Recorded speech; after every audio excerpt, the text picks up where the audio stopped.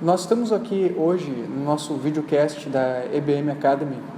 Eu e o Lucas Primo, nós estamos aqui com o professor Ayrton Stein, que é uma pessoa, para mim, na minha opinião, bastante importante na medicina baseada em evidências aqui no nosso país, no nosso meio aqui na cidade de Porto Alegre, certamente, mas também de relevância maior, nacional.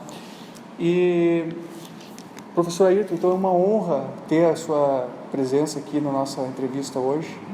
Tudo bem, professor? Tudo bem, muito obrigado pelo convite, é um prazer poder compartilhar com vocês e com os que vão ter a oportunidade de assistir esse vídeo. Tá certo.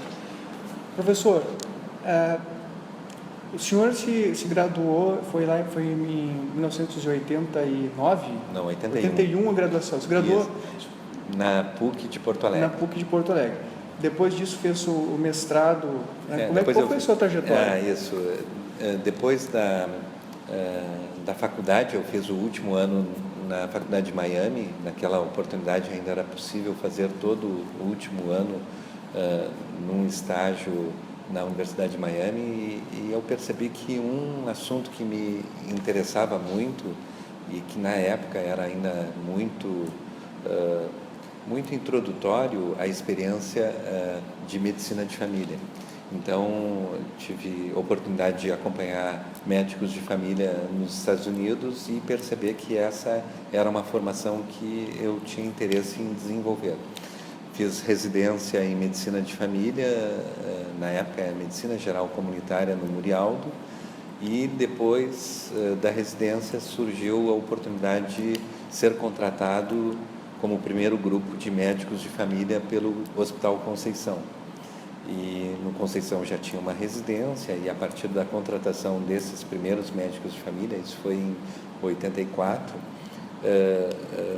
tive a oportunidade de então desenvolver esse serviço e ter a oportunidade de trabalhar com o César Victora e com o Fernando Barros, que faziam consultoria, foram contratados para fazer consultoria para esse serviço de saúde comunitária, e a partir daí eu me interessei em fazer o mestrado de epidemiologia, que foi que eu fiz. Na época não tinha o curso de epidemiologia na pós-graduação.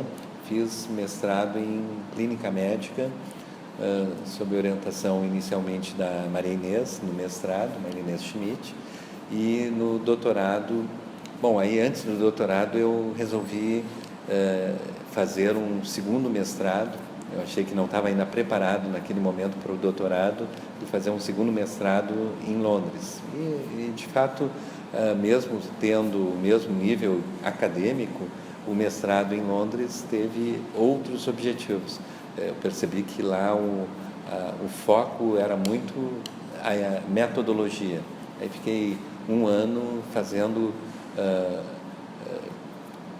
Community Health for Developing Countries, então saúde comunitária para países em desenvolvimento, mas com ênfase em epidemiologia. Aí até minha orientadora foi a Laura Rodrigues, que participou na banca do meu doutorado, que aí eu fiz na URGS em clínica médica com o professor Busnello. E logo depois do doutorado surgiu a oportunidade de vir trabalhar na época Federal de Ciências Médicas de Porto Alegre, FF-CNPA, que agora é a UFSPA.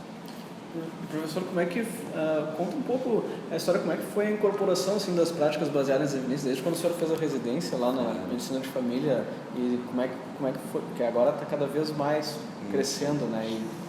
Bom, a reflexão do Cochrane, né? O Cochrane foi um médico internista. Ele percebeu que demorava muito tempo para que as incorporações das melhores práticas fossem, a partir dos estudos científicos, fossem aplicados na prática clínica. E eu também percebia isso, principalmente com os meus colegas e comigo mesmo, no trabalho lá numa comunidade pobre, atendendo em posto de saúde. E aí eu percebi que havia necessidade de ter uma formação mais acadêmica, mesmo para quem estivesse trabalhando em posto de saúde. E eu percebo que isso ainda é uma dificuldade, né? A gente percebe que as intervenções disponíveis, principalmente no serviço público, são aquelas muitas vezes mais baratas e menos efetivas, né? Tanto em termos de exames complementares como tratamento farmacológico e intervenções cirúrgicas. E isso, evidentemente, não precisa ser assim. Há uma necessidade de identificar qual é a melhor prática para ser optado, para ter uma opção também pelo serviço público. Isso é uma coisa que a gente até estava comentando, né, André? Tu me apresentou aquela reportagem, isso é uma reportagem na Harvard Business Review, de uma empresa que estava criando um plano de saúde a partir de práticas baseadas em evidências. E inclusive com o objetivo de diminuir custos, né?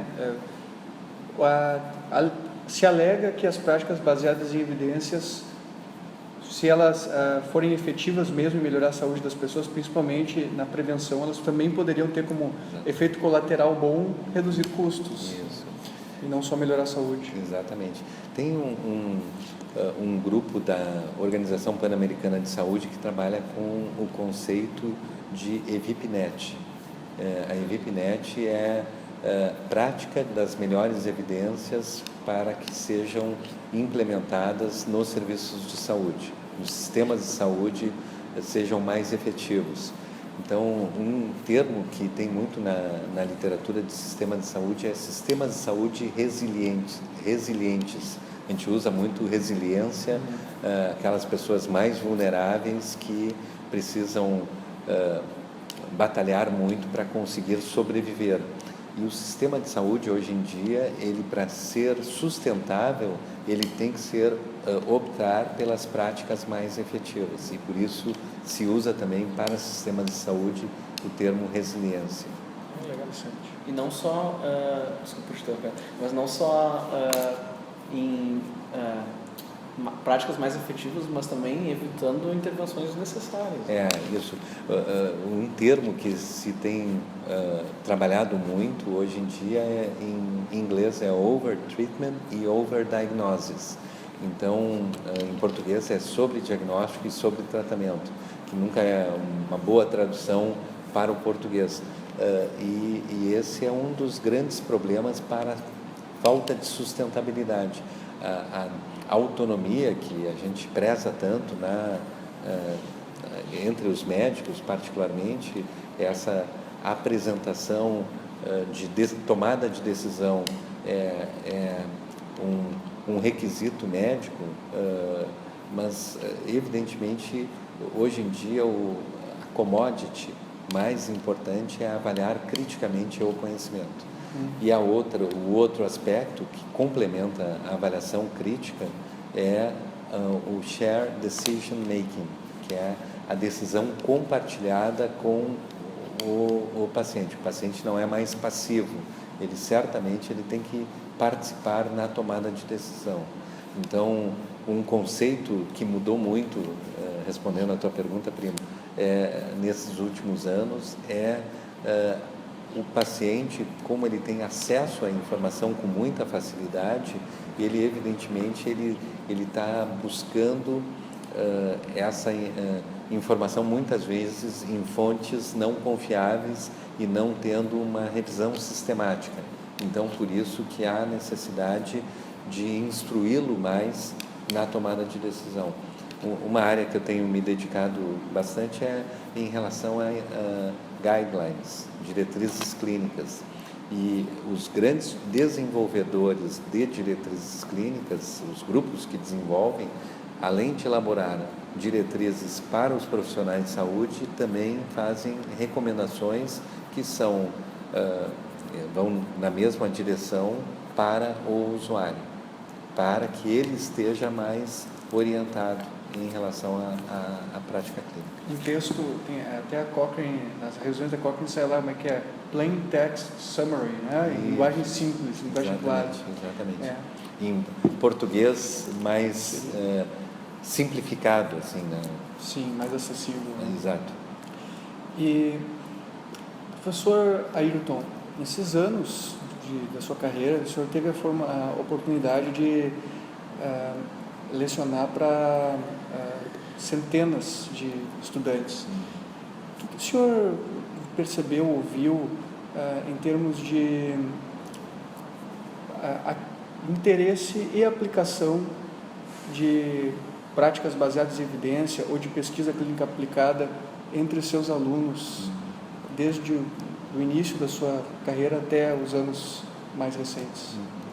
Bom, um termo que eu acho que a gente deveria usar mais, que eu não vejo o conceito ser muito bem aplicado, é escopo, né? Escopo é uma palavra muito importante que define qual é o foco, qual é a pergunta mais relevante, quais as implicações práticas, e muitas vezes o escopo não está bem definido, né? Por exemplo, um dos aspectos fundamentais da medicina baseada em evidência, da saúde baseada em evidência, é iniciar com uma pergunta, utilizando o PICO, né? P, população, I, intervenção, ou exposição, C, comparação, e o O, outcome, que no português a gente traduz como desfecho. E me surpreende a dificuldade, principalmente quem não tem os conceitos básicos de epidemiologia, saber o que é isso. Na aula até dessa segunda-feira, o exercício foi ler pesquisas do British Medical Journal para identificar a pergunta, identificar as limitações e a parte robusta do artigo e qual a conclusão. E a minha impressão é que teriam mais dificuldades com o inglês e com as limitações do estudo. No entanto, a dificuldade maior foi identificar qual era a exposição e qual era o desfecho, que é uma questão que tá no título, né? Claro que depois que caiu a ficha, ficou fácil para todos entenderem o que é exposição e o que é desfecho. E mudou, professor, ao longo dos anos? Os alunos antigamente sabiam mais? Eu acho que antes, se vocês forem ver, se forem falar com médicos, principalmente médicos do interior, que ainda mantêm essa conduta humanista, né? O Maciris Clear foi meu colega na UFSPA, né? E ele era muito convidado para dar palestras sobre o humanismo na medicina, né? Esse era o tema dele, e a história da medicina. E isso se perdeu, né? Tanto o humanismo quanto o conhecimento da história da medicina. Se perdeu, até dito de outra maneira, não tem se procurado valorizar porque são lacunas, não que todo mundo considera que são aspectos importantes, mas são lacunas na nossa formação. E os médicos que não tinham tanta tecnologia como hoje em dia a gente tem, valorizavam muito o aspecto do contato, da conversa, de conhecer as famílias, conhecer o contexto. E como hoje em dia a gente não tem tempo para coletar essa informação e para fazer essa interação tão aprofundada como isso era o natural, né? O papel do médico ter esse envolvimento, hoje em dia a gente valoriza mais o número do resultado do exame, a imagem, e não tanto a interação. Então, e a medicina baseada em... Eu me lembro uma aula que eu dei para cirurgiões, né? E depois de apresentar, o cirurgião disse, não, isso aí é um modismo, né? Porque a medicina sempre foi baseada na melhor evidência. E ele estava 100% correto. Sempre a medicina foi baseada na melhor evidência daquele momento. No entanto, o que se valorizava, os meus professores valorizavam, era a fisiopatogenia e a sua experiência clínica. Esses eram os dois aspectos. E isso, hoje em dia, não é tão relevante quanto a melhor evidência de um estudo do ponto de vista metodológico valorizado, né? Então, por exemplo, até lá no Conceição, estava discutindo um caso clínico que foi emblemático disso e eu compartilhei com os colegas. Era uma dispneia em adulto jovem. E se identificou que a moça essa tinha trombose venosa profunda. E o risco, né, quem estava investigando, o pneumologista, era de ter câncer oculto, né? Essa foi a investigação para ver por que tinha essa trombose venosa sem causa aparente. E se identificou lá uma alteração anatômica de uma cápsula lá que pressiona a ilíaca e que era a causadora da trombose. Tem o nome da síndrome, mas agora não estou lembrado. E o que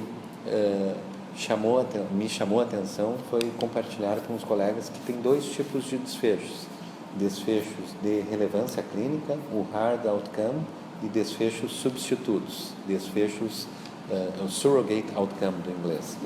E para o paciente, centrado na pessoa, o que importa era o impacto da trombose venosa profunda e a dispneia, que depois da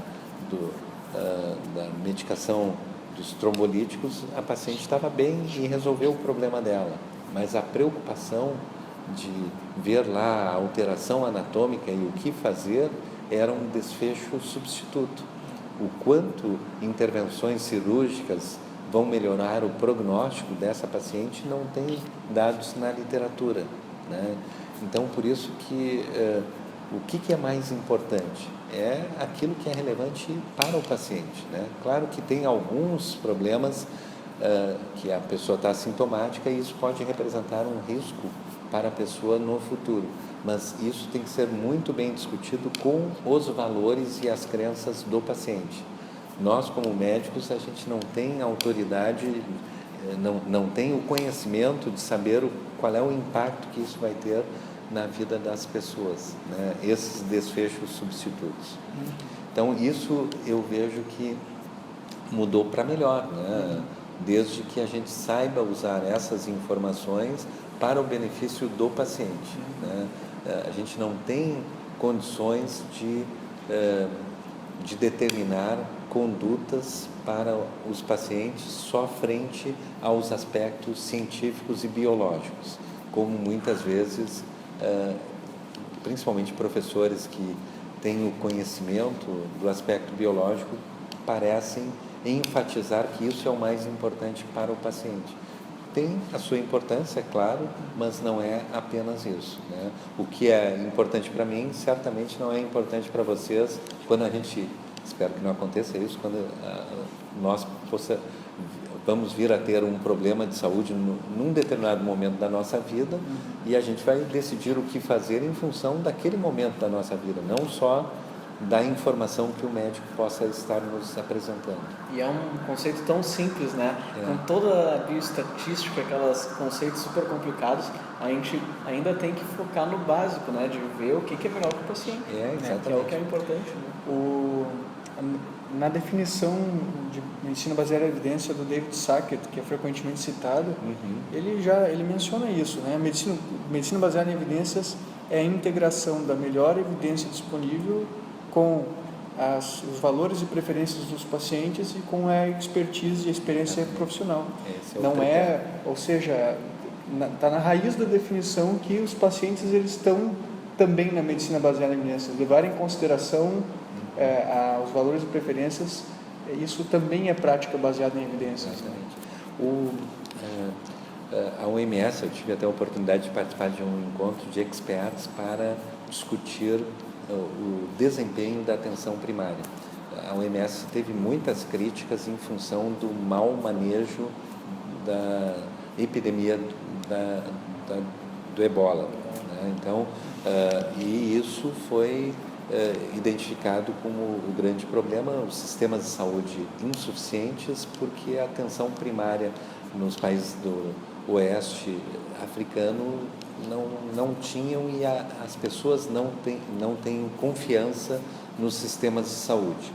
E o enfoque da nova estratégia dos sistemas de saúde para países de baixa e média renda são basicamente 2 aspectos: centrado nas pessoas e integralidade, né? Então, e isso a gente vê que são aspectos fundamentais. Os Estados Unidos, por exemplo, a mudança do Obamacare, né, é basicamente enfatizando intervenções centradas na pessoa e o outro é estudos que identifiquem o custo-efetividade, né, que é o que está sendo valorizado em termos de que intervenções valem a pena serem introduzidas, serem homologadas pelo sistema de saúde. Na sua opinião, professor, a valorização dos estudos de revisão sistemática, síntese da evidência e também esses estudos de avaliação econômica, custo-efetividade, a gente pode interpretar isso como um upgrade da medicina baseada em evidências? Esse é o próximo passo? Com certeza.